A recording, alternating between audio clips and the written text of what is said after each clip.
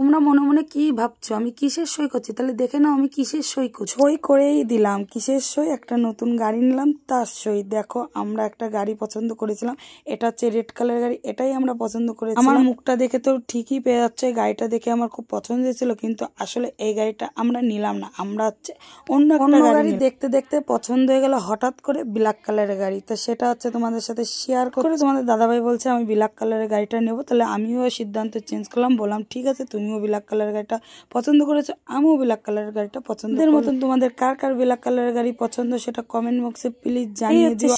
সেই দাদার দোকান থেকে আমি গাড়িটা নিয়েছি। এই দাদার ব্যবহারটা খুবই ভালো, হাসিটা দেখে তো তোমরা বুঝতেই পেরেছো, মন খুলে একটা হাসি দিল আমাদের সামনে। তোমরা আসলে তোমাদের সাথে এরকম হেসে ভাবে কথা বলবে। দেখো আমি কিন্তু বারে বারে এই গাড়িটা দেখাচ্ছি, এই গাড়িটা আমার খুব খুব পছন্দ হয়েছিল। তোমাদের কি এই কালারটা পছন্দ? কমেন্টে প্লিজ জানাও। তোমাদের দাদা ভাইয়ের ব্ল্যাক কালারের গাড়িটা খুবই পছন্দ, সাথে আমারও খুবই পছন্দ হয়েছে। কি আর করবে, একসাথে দুটো গাড়ি তো। তোমরা যেভাবে আমাদের পাশে আছে এইভাবেই তোমরা পাশে থেকো।